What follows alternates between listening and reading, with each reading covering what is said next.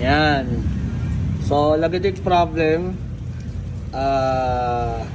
Kaya hindi ako sumasagot sa mga chat nyo pagdating sa Lagitik, no?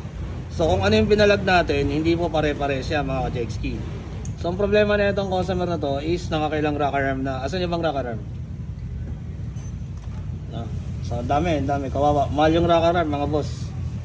Ayan. Pakadami na niya, no? So, ilang rocker arm na yung palit. Ganun pa rin. Lagitik.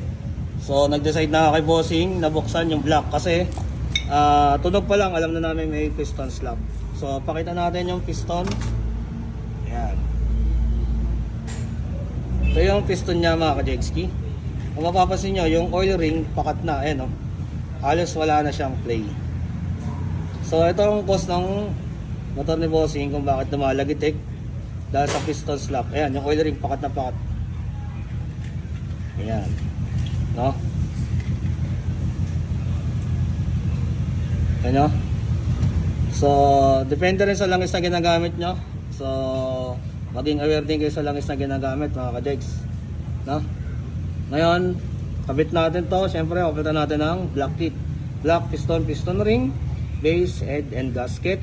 And then, kakabit natin yung bagong bilhin ni bossing na rocker arm. Nakakatatlong rocker arm na to. No? Pero ang problema niya is yung piston slab kung bakit lumalagitik. Ayan, yung oil ring pakat. So, ibig sabihin, wala doon sa head ang problema.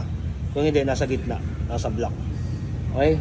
So, ayan yung kinakabit natin bago. Ayan, nasa-assemble natin yung ring. Ayan. Dapat siya may play po. Ayan yung oil ring. So, for awareness, para alam nyo yung mga lagitik, hindi lang basta sa head, hindi lang basta sa clearance. Maraming klase ng lagitik, hindi lang basta sa tensioner, iba-iba, napakadami po.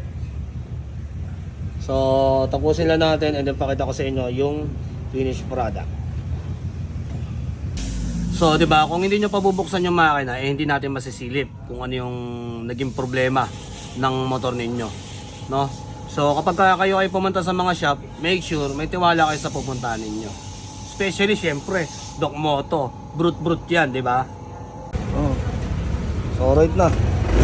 Nakatahimik na. Problem solved na, wala sa ulo. So, ayun, galing kasa rin to, di ba? So, galing kasa, galing sa ibang shop.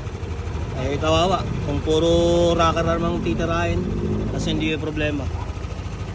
Bakta normal, no? Mahama pa rin yung cell niya. Tapos smooth. Ilang wado na to? Bata pa to eh. 25 pa lang, oh. Kita nyo. Diba? So yun lang mga ka-Jex. Siyempre, lagi natin tatandaan. Alam mga lamela, bris, big brute.